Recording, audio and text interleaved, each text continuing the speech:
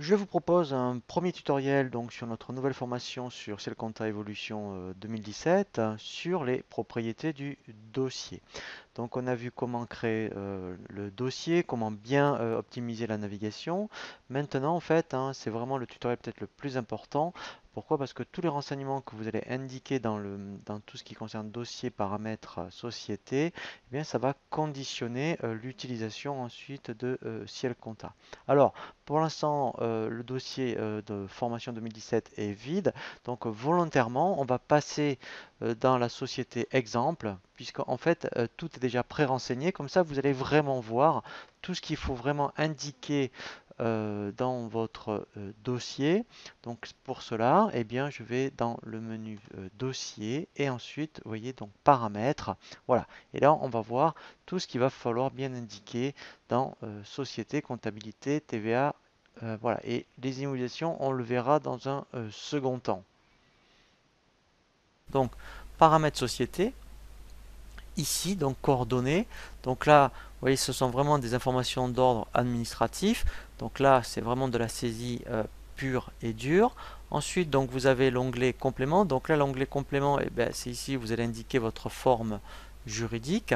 Ici, donc, c'est vraiment les coordonnées de l'expert comptable. Donc là, par contre, ce n'est pas anodin quand vous communiquez avec votre expert comptable.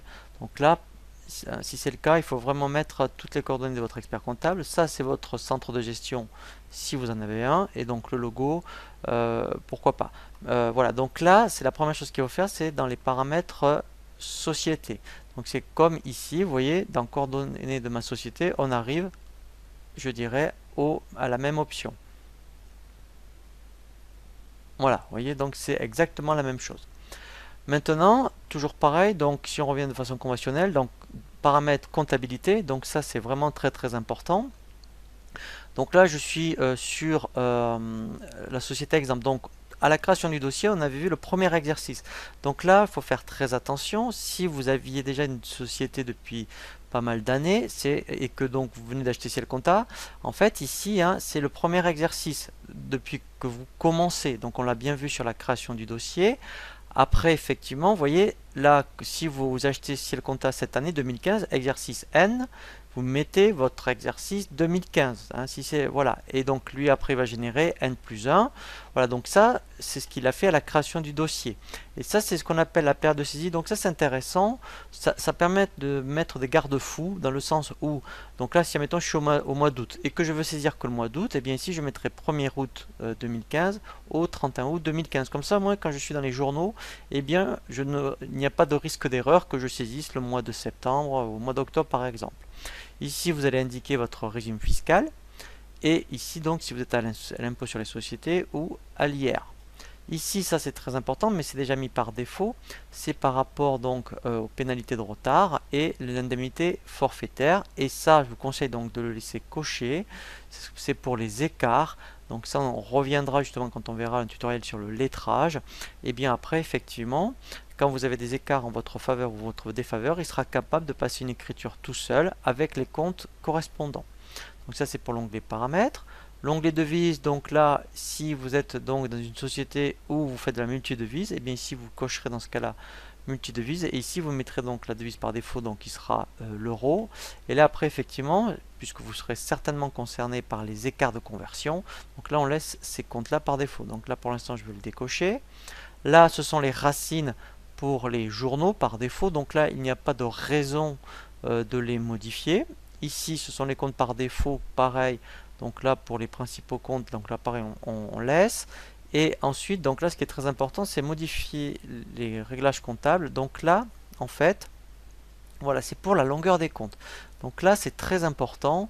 Ici, par exemple, voilà, ici, si par exemple, vous êtes, admettons, je pense aux clients et fournisseurs, vous êtes sur de l'alphanumérique. 6, ça va faire très juste, parce que, mettons, si on prend Orange, par exemple, si vous mettez 400 Orange, ça ne rentre pas. Donc là, vous pouvez très bien dire, eh bien, je vais autoriser jusqu'à 13, par exemple, pour la longueur maximum. Et là, compléter les comptes numériques. Donc ça, c'est pour les comptes généraux, les comptes de la classe 6 et 7. Vous n'avez pas besoin d'aller au-delà de 6. Des fois, on peut aller jusqu'à 8, mais en règle générale, c'est 6. Et là, vous laissez 6. C'est comme ça, il vous laissera la main jusqu'à 13 pour ce qu'on appelle les comptes clients et fournisseurs.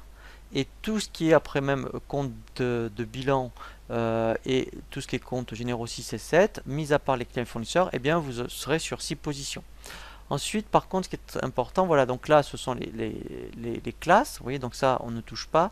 Et là, par contre, je vous conseille, vous voyez, parce que fournisseur, il y a 40, alors en principe, c'est 401, voilà, et ils l'ont bien fait pour les clients. Donc là, vous pouvez faire OK. Et là, vous mettez oui. Voilà, alors par contre, vous avez vu, c'était irréversible, hein, voilà. Donc là, après, vous voyez, on a la même fonction ici. Donc quand on clique ici, on arrive donc au même écran. Vous voyez, donc voilà. Donc quand on est moins à l'aise de passer par les menus, et bien on passe directement par les boutons. Ensuite, effectivement, donc les paramètres après très importants, c'est pour la TVA. Donc là, on met TVA par défaut 20%. Donc là, on dit si on est au réel ou au simplifié. Ici, il reprend les options qu'on avait créées au dossier. Si vous étiez, alors là, vous voyez, on parle plus de facturation, mais on reprend bien le débit. Donc un rappel. Donc quand vous êtes au négoce, vous êtes au débit sur les ventes et les achats. Quand vous êtes une entreprise de service, vous êtes aux encaissements sur les ventes et les achats. Et quand on est en TVA mixte, hein, quand on fait du négoce et de la prestation de service, il faut dire ici où le chiffre d'affaires est le plus important, si c'était au débit par exemple, et on verra comment ensuite, après, effectivement, eh bien, on dit pour la prestation, hein, pour utiliser les comptes de TVA aux encaissements. Ici, donc, c'est le numéro fiscal. Donc ça, c'est très important pour la déclaration de TVA. Donc là, il faudra vraiment l'indiquer. Et là, ce sont les comptes de TVA par défaut. Donc vous, si vous utilisez d'autres comptes je pense, en principe, enfin, pour la TVA décaissée, écrit TVA, normalement, on utilise cela. Mais si, maintenant, vous voyez, par exemple, vous aviez le 445 171, on verra justement dans le tutoriel comment créer le plan comptable et on reviendra ici pour changer les comptes. Voilà, mais sinon on laisse ces comptes là par défaut.